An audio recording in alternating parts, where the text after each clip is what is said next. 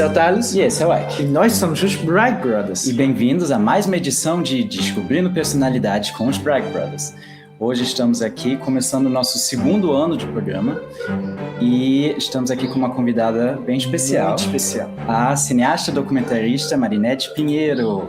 Seja bem-vinda! Olá. Obrigada pelo convite.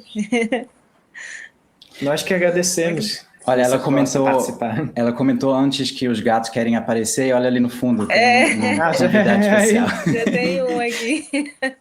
Sim, a gente aqui no fundo com os cachorros também. Ok, mas olha, Marinete, a gente no início do programa a gente sempre pede para a pessoa que está aqui, né, convidado, para assim, se apresentar e contar um pouquinho da trajetória, para que a audiência te conheça um pouquinho melhor. Dar uma visão geral de quem você é, como artista e como pessoa. Ah, legal. Bom, eu sou Marinete Pinheiro, sou formada pela Escola de Cinema de Cuba, né, na carreira de documentário. Sou sul-mato-grossense de nascimento.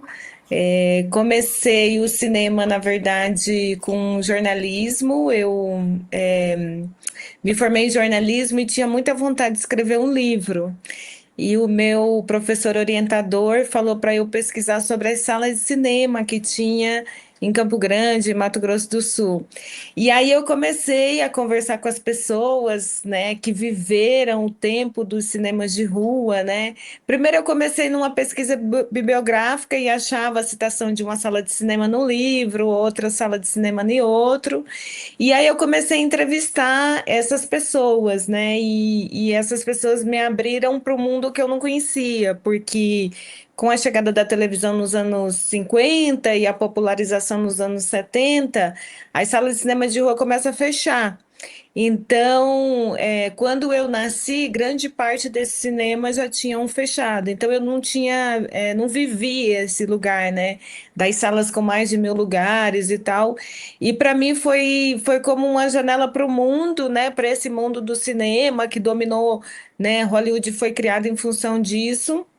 Então, eu comecei no cinema, na verdade, na literatura. E aí eu publiquei Sala de Sonhos, Histórias do Cinema de Campo Grande, depois Salas de Sonhos, Histórias do Cinema do Mato Grosso do Sul, quando eu faço uma viagem pelo estado buscando essas memórias, buscando essas salas de cinema. E aí depois eu fiz o processo seletivo para estudar em Cuba e eu conheci, né, a Solange, a Sol e o Geraldo Moraes, foi meu primeiro professor na escola. E voltei, depois que eu terminei a escola, voltei para Campo Grande, para Mato Grosso do Sul. Fiquei 7 anos coordenadora do Museu da Imagem e do Som aqui, que é o MIS. Realizei alguns filmes, né? A Dama do Rasqueado foi meu primeiro filme.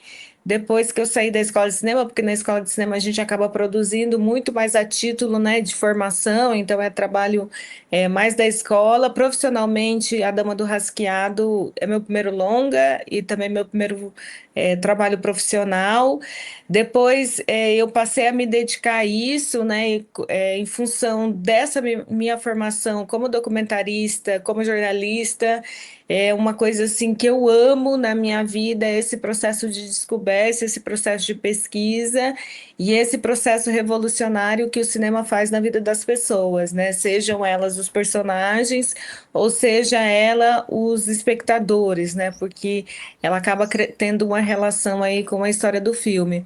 Então, eu desde que eu voltei de Cuba, eu atuo no Mato Grosso do Sul, fiz vários processos de formação, um pouco para que as pessoas assim nem na expectativa de criar cineastas, de formar cineastas, mas na expectativa do entendimento, né, do cinema como uma visão muito ampla e principalmente desse aspecto da nossa necessidade de conhecer a nossa rua para a gente ter uma percepção maior do mundo, né? Então hoje eu tenho uma produtora que é a Sonhares Filmes, né, que eu realizo documentários, principalmente aqui no meu estado, né, no Mato Grosso do Sul, e venho nessa atuação aí no processo formativo. Realizo 2 festivais de cinema aqui, um que chama Cine Aves, que é especificamente sobre aves, né? Muito quando a gente fala assim, uai, mas filme só sobre aves, né? Porque o mundo dos passarinheiros é um mundo gigante. E o outro que chama um país chamado Fronteira, que fala sobre, porque a gente está aqui no Mato Grosso do Sul, na fronteira com Bolívia e Paraguai,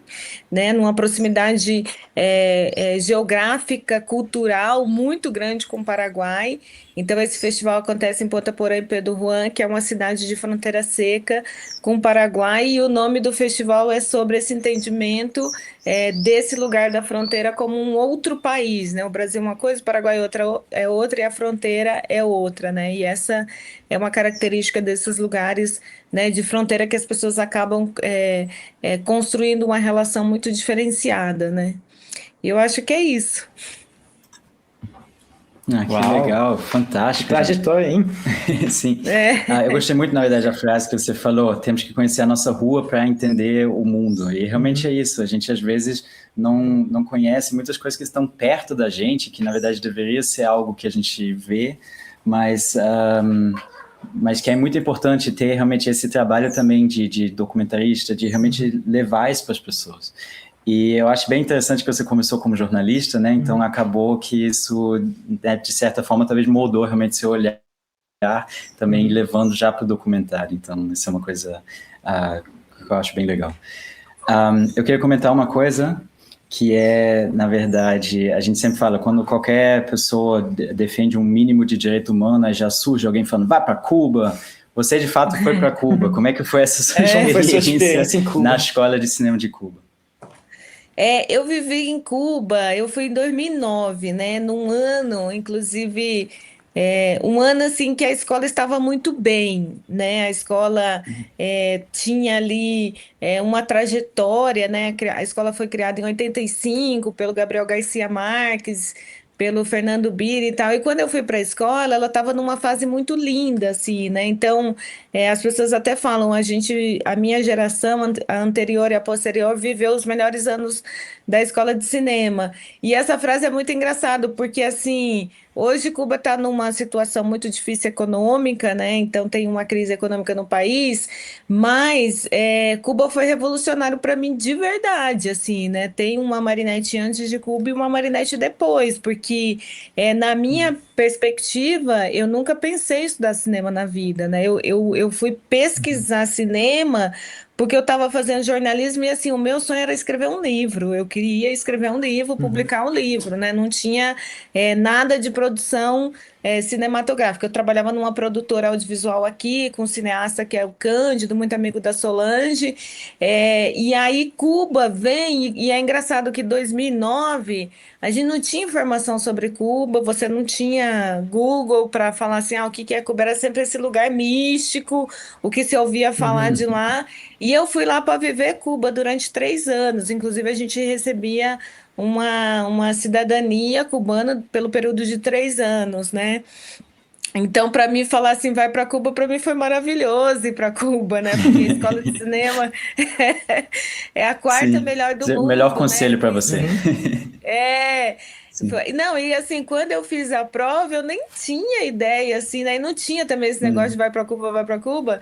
E a escola, assim, imagina, Coppola, Spielberg, né? Um monte de gente, assim, grandes cineastas do mundo inteiro passou pela escola de cinema, né? Então, foi maravilhoso esse momento de Cuba na minha vida. Fantástico. Ahm, Outra pergunta, você falou, né, que você queria escrever um livro. O que era a sua ideia original para o livro que você queria escrever? Na época, eu era muito militante do movimento estudantil, né? Eu era muito vinculada, assim, a questão da política estudantil e tal. Eu acho que, na época, aqui em Campo Grande, a gente viveu o que era o passe livre, né? Os estudantes aqui têm passe livre para estudar, né? Então a gente viveu vários processos. Eu fui muito, participei muito de congressos da UNE e tal. E a minha primeira ideia era falar sobre o movimento estudantil como um passo para a política, né? Porque a gente via isso antigamente que as pessoas tinham essa militância. E o cinema entrou porque eu trabalhava na produtora desse cineasta, que é o Cândido, que eu falo assim, até que ele foi meu pai no cinema, né? Porque eu não sabia nada e a gente fazia um programa de televisão para a TV pública que chamava Ruralidades, né? Que ia para fazendas e tal. E ali foi muito interessante, porque ele tinha estudado na União Soviética.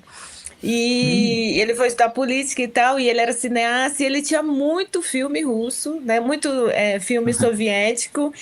E eu lembro que uma tarde a gente não tinha trabalho, e a gente pegou aquele VHS dele e colocou lá Outubro. E assim, Outubro, né? Encoraçado Potequim, ele tinha, né, esses filmes lá em VHS, e a gente começou a assistir aqueles filmes lá, assim, falando o que que é isso, né? Porque era um cinema, assim, imagina, Campo Grande era um tipo de filme que nos anos 90 não chegava aqui, né? Ninguém Sim. falava sobre Encoraçado Potequim, a não ser nas escolas de cinema, né? E eu e o meu amigo, que era o editor, o Yuri, a gente colocava aqueles filmes lá, né? E ficava assim, viajando e tal. E aí depois, quando teve o processo seletivo da escola, a escola listava alguns clássicos do cinema para a gente escrever sobre. E aí eu falei assim, nossa, ainda bem que naquelas horas vagas que a gente estava na produtora, a gente assistia filmes como esses filmes soviéticos que são escolas, né? São escolas, Sim, com certeza. totalmente assim, né?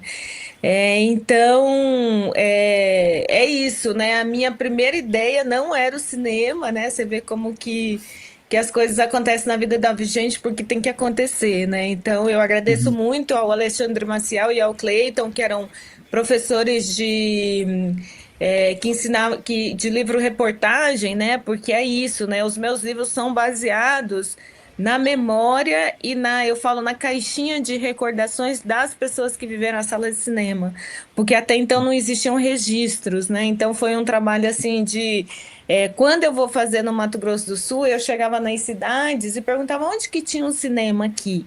E aí o cinema virou igreja, virou loja de eletrodoméstico, foi derrubado, né? Mas todas as salas anterior aos anos 70, que foi a popularização da televisão, eles tinham uma sala de cinema, né? Porque era o único lugar que as pessoas tinham para até tem histórias assim de pessoas que iam na época da Paixão de Cristo, da Semana Santa, passava o filme A Paixão de Cristo e elas iam pagar promessa. Iam vestido de anjo, de noiva, né? As sessões eram o dia inteiro. Então, o cinema, as pessoas hoje, elas não têm esse entendimento, né? Que Hollywood foi criado nos anos 20 para dominar o mundo, porque era só o cinema que chegava no mundo inteiro, né?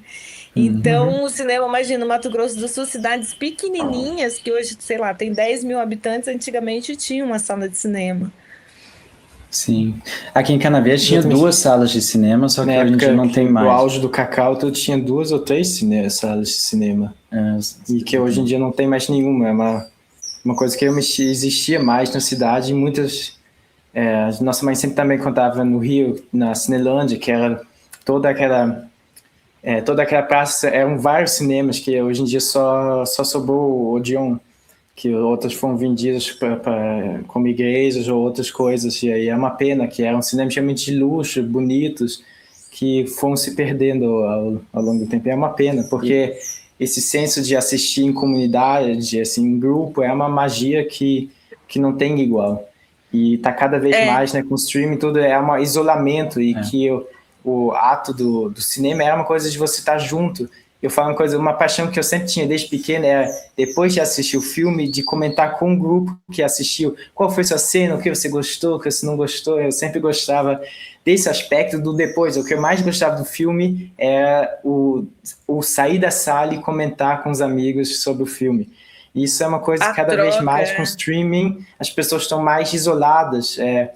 E isso é uma pena, porque o que é o mais bonito dessa experiência do audiovisual do cinema é de gerar conexão, de gerar empatia e conexão com outras pessoas. De um aspecto, você com o personagem, ou no caso, com as pessoas, num documentário, por exemplo, você gerar essa empatia, esse interesse pela vida que não é sua, e também de você se conectar com outras pessoas que estão assistindo aquilo junto contigo. Então, esse senso de você assistir junto é uma coisa que a gente não pode deixar que se perca. E também essa imersão, né? Porque quando você vai no cinema, você Sim, tem que se desconectar de tudo e entrar no Sim. exatamente. filme, né? Então, assim, é muito mágico, né? Sim. E assim, o título dos meus livros, Salas de Sonhos, é porque tinha uma professora, que é a professora Glorinha, que é uma Uhum. grande referência aqui no Mato Grosso do Sul, e ela falava desse lugar do sonho, né? Porque ela falava assim, quando a gente era Uhum. criança, que ia no cinema, você viajava o mundo inteiro pelo cinema, né? Então Sim. você entrava nesse lugar assim, saía o olho Uhum. esfregando, né, da sala Sim. escura, como se você tivesse saído de um sonho, né? Que é mais ou menos Sim, isso. sim, Você sim. sai do sonho assim, né, com ainda com aquele filme, sai da sala de cinema com aquele assim, com o filme reverberando assim em você, né? Uhum. Desse, Sim, como se sim. fosse desse lugar do sonho, né? É uma forma de. O próprio, né, o David Lynch, o diretor, ele comentou que quando você. Acho que foi ele, se eu não me engano. Que quando você assiste o filme, você entra no sonho de outra pessoa. Quando você entra na sala de cinema e assiste o filme, você entra na imersão do sonho de um artista. E isso realmente é impressionante. É exatamente, em casa não é a mesma coisa de você pode parar o E filme hoje em ou dia muita coisa. gente assiste no celular também. Sim, tá cada É. vez pior, de que as pessoas nem assistem, estão no celular enquanto assistem, e o cinema dá essa coisa de você realmente ignorar o restante do mundo e você entra naquele mundo por 2, 3 horas. Isso é algo muito, muito especial que o cinema traz. É, isso mesmo. Uma coisa eu também falo, eu queria comentar que você falou que você assistiu, né, os filmes russos, né, Potkin, como é o Soviéticos. nome? Sim, sim, que Encoraçado hoje em Potemkin, dia coleção assim que tem até a técnica de edição que revolucionou o cinema nessa época. do É uma coisa Eisenstein, que é. exatamente uma A coisa parte da que a, música, né? Uma revolução que ele exatamente faz. toda a montagem, tudo o ritmo realmente é uma coisa que foi realmente revolucionária, que eles descobriram muita coisa. E uma coisa muito legal é que antigamente era muito mais difícil, até nem tanto tempo atrás, uns 10, 15 anos atrás que você está contando aí, era muito mais difícil ter acesso a isso. E hoje em dia a juventude, os novos cineastas, ou pessoas que têm interesse pelo cinema, têm um acesso em si a qualquer filme que tiver interesse.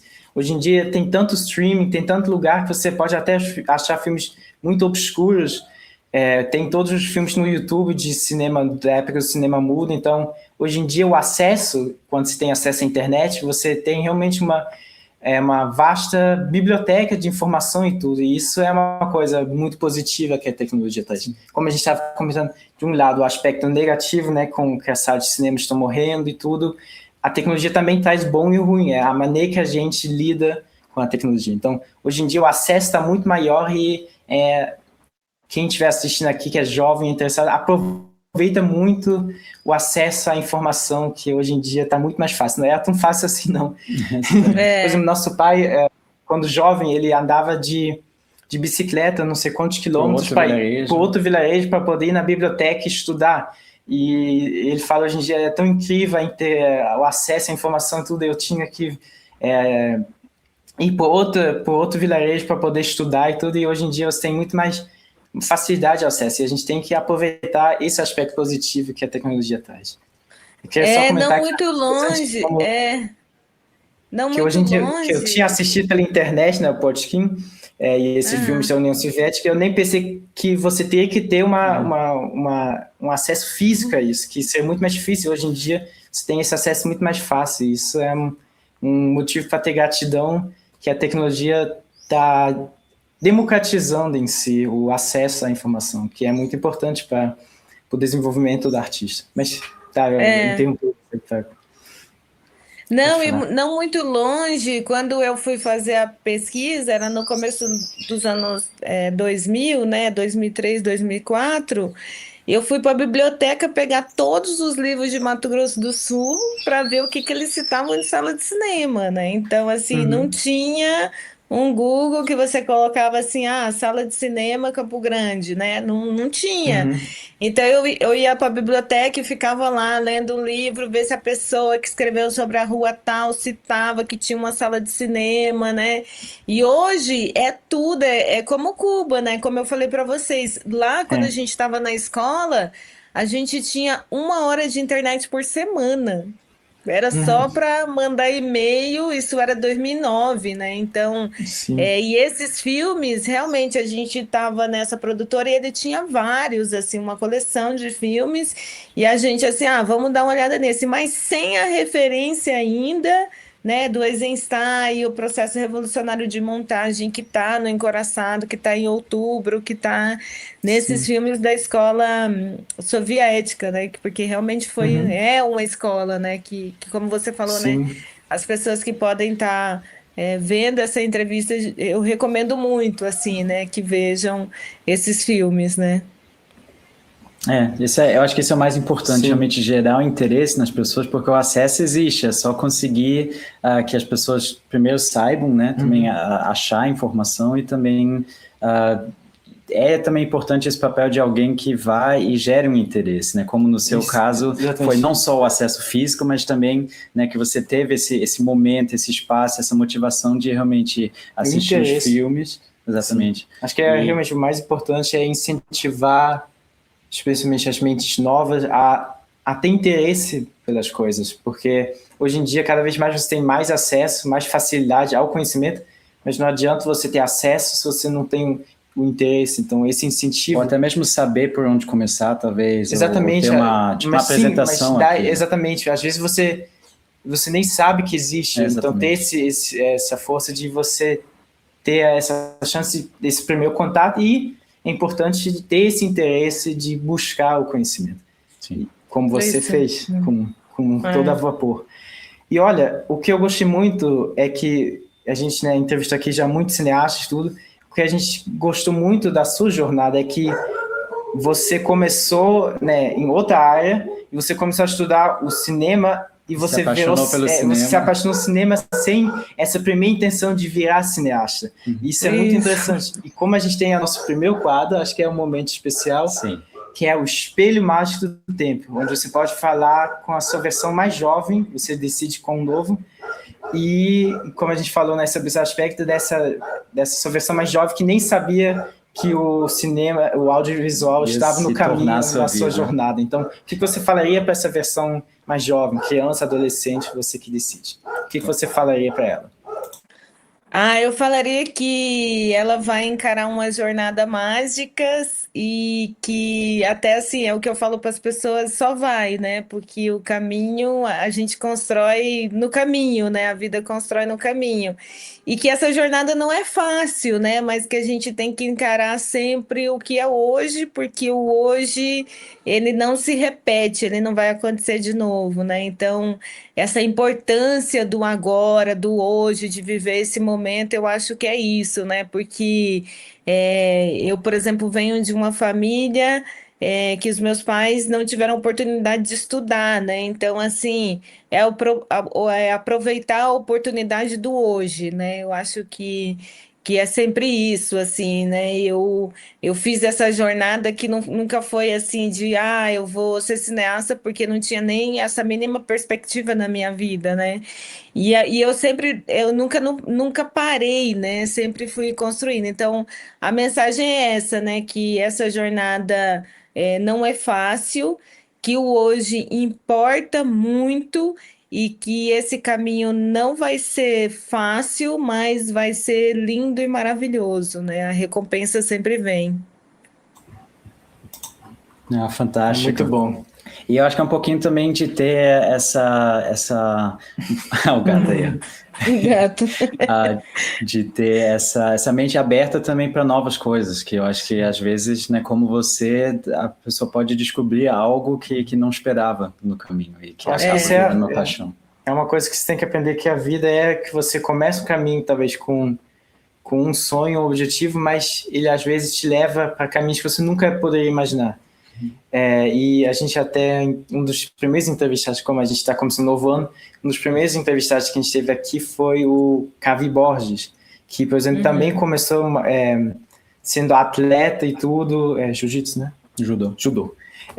Que ele realmente foi atleta profissional, judô, e que no final ele mudou aos 30 anos, ele começou a abrir uma loja de cinema, uma locadora, aí depois ele começou a fazer filmes. E aí começou a fazer filme, ou seja, mudou totalmente o estilo de vida, e ele foi com tudo, porque a vida às vezes te pega de forma inesperada e de forma orgânica as coisas vão se mudando. Se você é jovem e soubesse tudo que acontecesse na sua vida, acho que ia dar um pane na cabeça, porque acho que isso é a vida traz um monte de reviravoltas, e o certo é simplesmente ir no fluxo e aproveitar. E como você disse, aproveitar o agora também. Exatamente. Porque no fim é a única coisa que nós temos de fato, é o agora.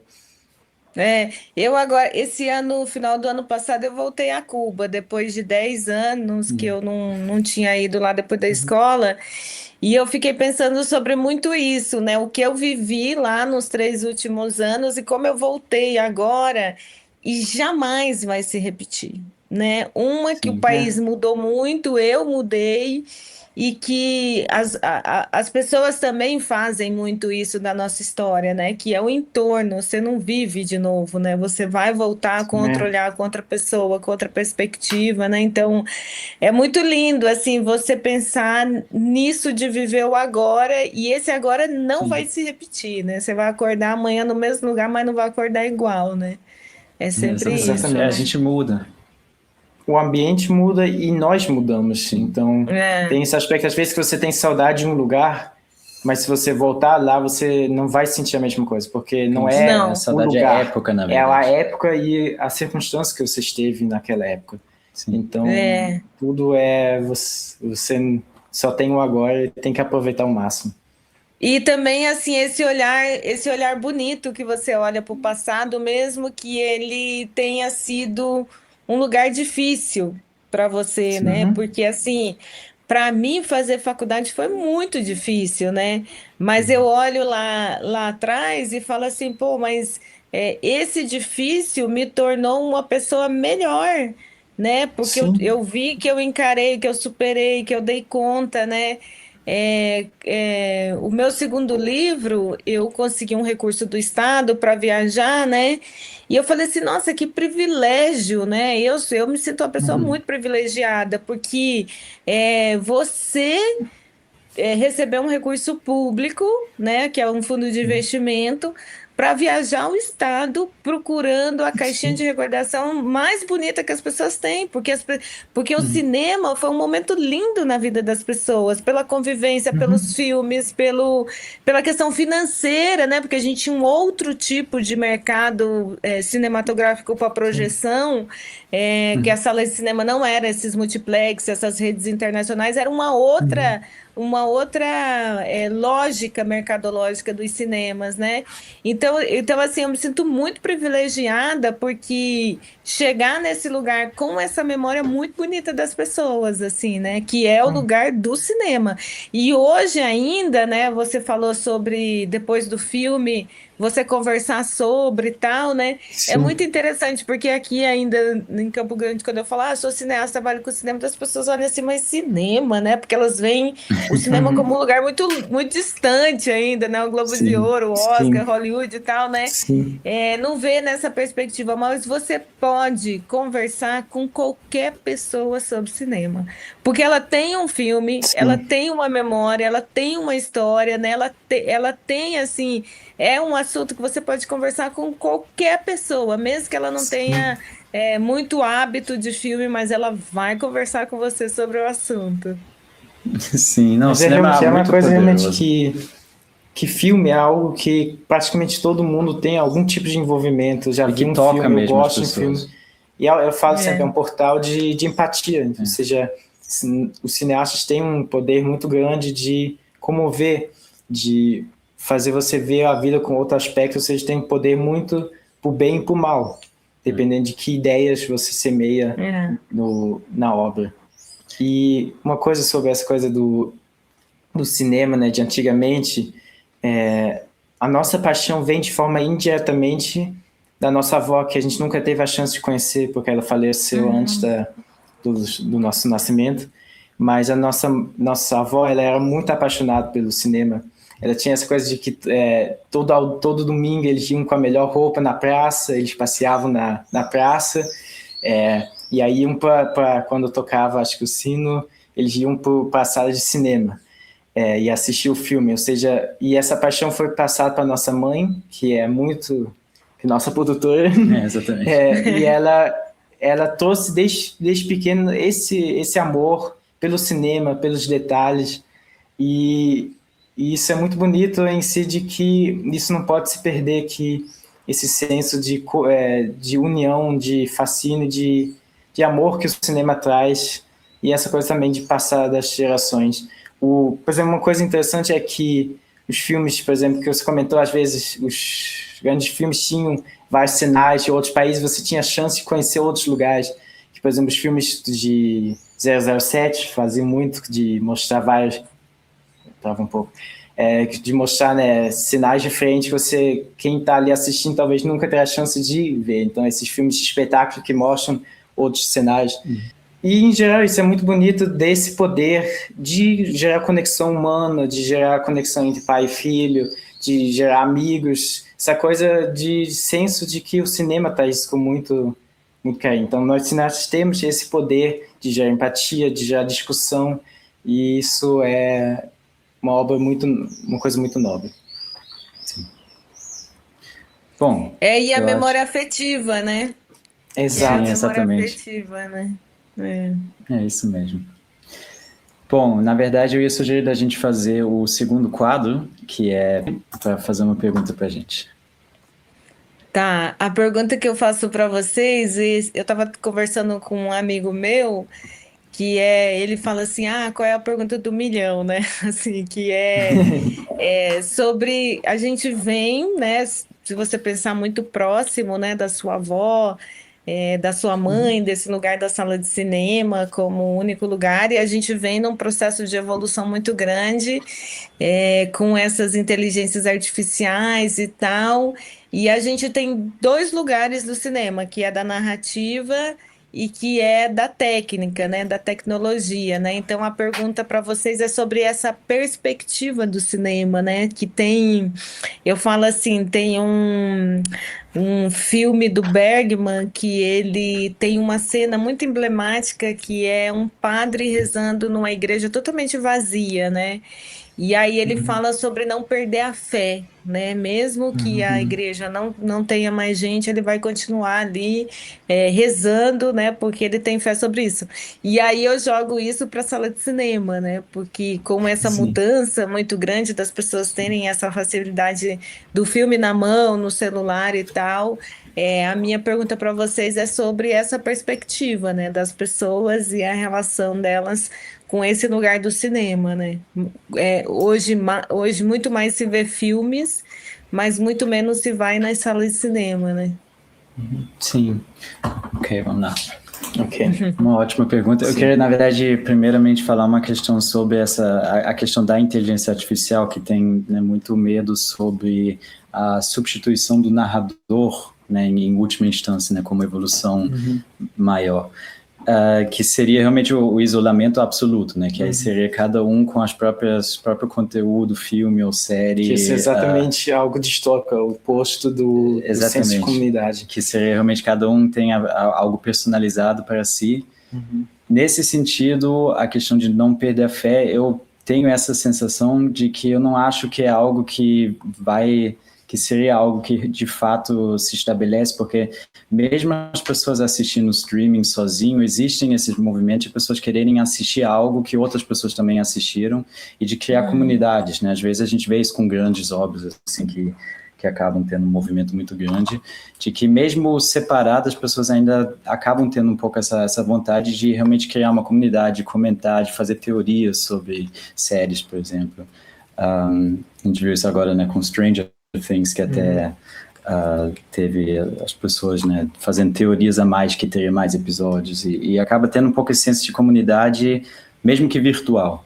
Agora, sobre o cinema, é de fato uma crise muito grande, né? A gente Não, como é que é? O Ike até já falou que, na verdade, com a televisão, né, que já desde a época da televisão, a gente acabou tendo vários obstáculos para o cinema, né, que aí depois acabou tendo mais essa questão de mudar o aspect ratio para conseguir... Eu vou dar uma explicação. Vai comentar mais.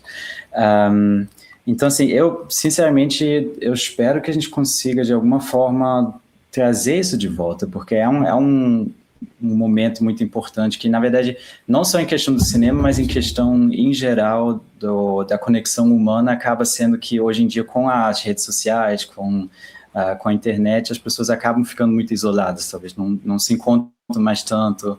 Então, seria um ponto de algo positivo para se lutar por isso mesmo. Como exatamente a gente pode fazer isso seria algo para ser refletido, mas acho que o Ike quer falar um pouco também. Olha, como a gente já tinha comentado, é que a vida leva a gente para lugares que a gente não tem certeza, nunca poderia prever. Isso é a mesma coisa com essa escala larga da humanidade e da tecnologia, mas o que a gente já viu, né, como o já começou a comentar, é que o cinema sempre já teve essa resistência, esse perigo da extinção do cinema. Que a primeira coisa, né, foi quando a invenção da televisão e começou isso a ficar cada vez mais popular, as pessoas tinham medo, ou seja, o cinema tinha medo de que os filmes, as pessoas não iam mais no cinema porque poderiam assistir os filmes em casa. E aí, né, o que eles criaram foram os filmes, né, como Ben-Hur, acho que o Lawrence of Arabia, os filmes, eles criaram essa tecnologia, né, da imagem mais larga, que você só poderia assistir na tela e tudo. Depois também teve a febre nos meados de 2000, né, com o 3D, sempre tentando trazer algo novo para o cinema, para que as pessoas não fossem só ficar no cinema, voltar para o cinema e ter esse interesse. Então, sempre teve essa luta de que o cinema sempre lutou para que as pessoas não desistissem de ir no cinema. E aí veio o streaming, que também é uma coisa que diminui a ida para o site de cinema. E agora vem, né, a coisa da questão da inteligência artificial, que também vai afetar o ramo da forma de se fazer cinema.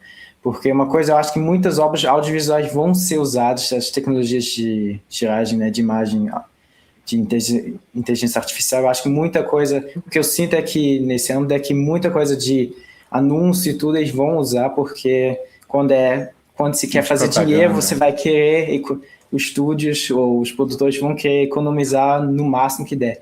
Mas o que me dá esperança é que a fome da audiência de histórias feitas por artistas vai permanecer, e que isso não vai ser tão facilmente substituído e vai ter uma resistência, e eu acho que até uma vontade de querer algo que seja realmente real e autêntico.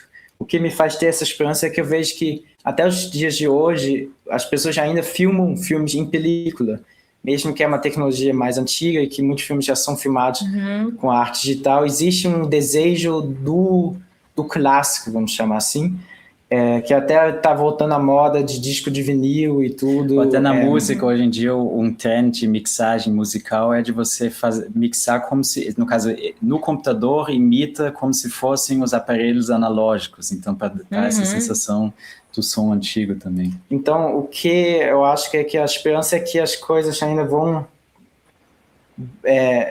que vai existir essa resistência. A pergunta é quão popular vai ser, quanto vai ser destruída, né?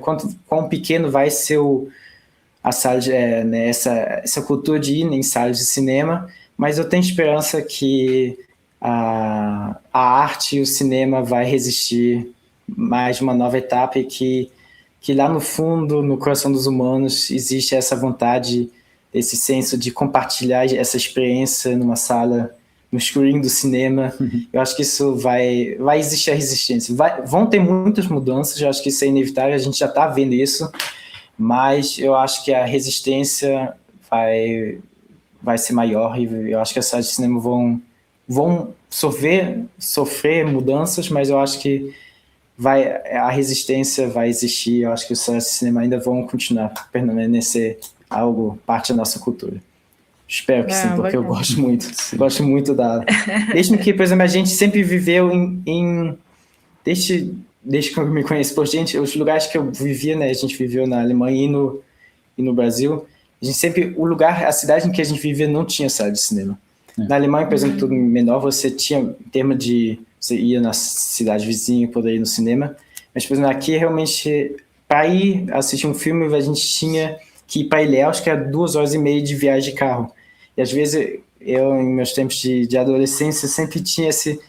Em si, isso é uma coisa também que é o legal de uma boa história, de essa sensação de evento que o cinema traz. Que você, tipo, tá esperando o lançamento do filme, você vai lá e dá essa magia. Algo que também eu sinto muita falta nos streamings. É muito bom você ter acesso a tanto filme, isso é maravilhoso, como cinéfilo.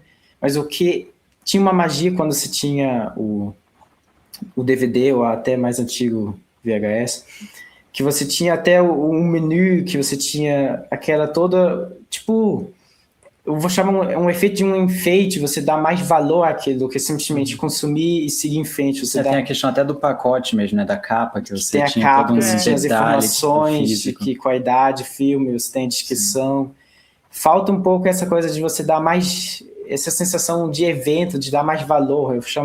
Vou chamar de decoração, mas que é tipo, em parques de diversões, existem, né, os parques mais simples, que simplesmente em termos de metáfora, tipo, tem uma montanha-russa legal, mas existem os parques de diversões como a Disney, ou até na Alemanha tinha um parque de Phantasialand, que é tudo decorado, que tem essa imersão, que você dá essa sensação, esse valor, não só pelo conteúdo, mas sim por tudo por trás. É o efeito de você dar esse valor aos mínimos detalhes, que dá uma imersão, uma valorização maior à obra, que eu sempre falo, um filme, você sabe bem quanto trabalho dá de fazer um filme.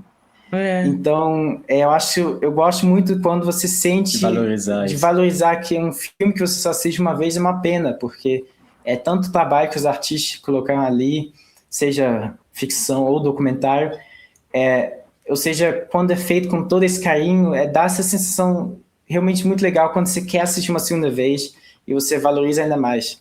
Isso é bem legal. Isso mesmo.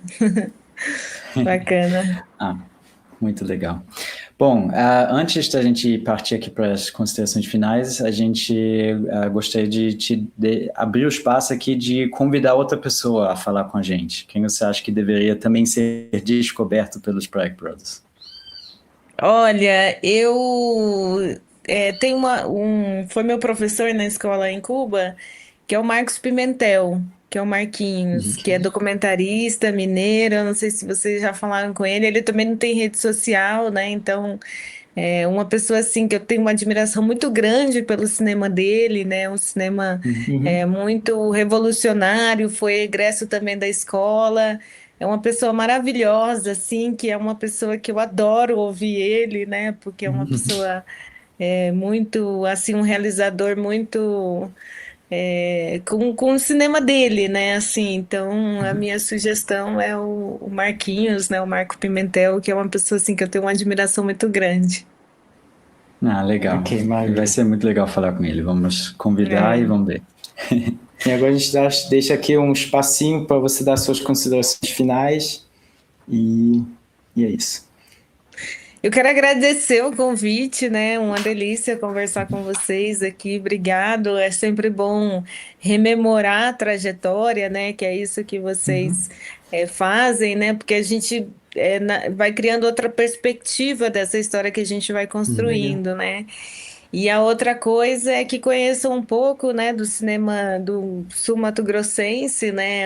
É um cinema que emergente, né, em construção, mas que tem vários realizadores aqui no Mato Grosso do Sul que estão produzindo, né, que vale a pena conhecer um pouco desse lugar, né? Mato Grosso do Sul vai completar 50 anos em 2027, né? Ele foi criado em 77 na divisão com Mato Grosso, né? Então é um estado novo, né? Mas aí com um potencial muito diferenciado, né? Porque tem duas fronteiras, Paraguai e Bolívia, né? O Pantanal, enfim, tem uma série de referências interessantes para conhecer o estado, né? E também o meu trabalho, né? A partir da minha produtora Sonhares Filmes, né?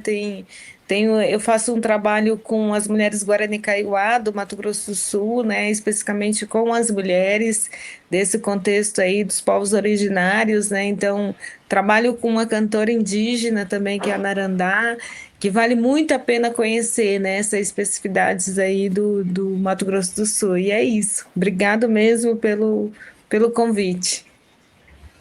A gente que agradece de você falar aqui com a gente, Foi um foi imenso muito prazer. legal. E eu acho que a gente até poderia continuar conversando mesmo, se não tivesse aqui Sim. o nosso limite do programa. Mas, olha só, muito obrigado mesmo. E fica a dica aqui para a audiência de realmente descobrir mais sobre o cinema do Mato Grosso do Sul, sobre o seu cinema. E sigam ela nas redes sociais, né? Ao longo da entrevista ficaram aqui debaixo das caixas. E é isso.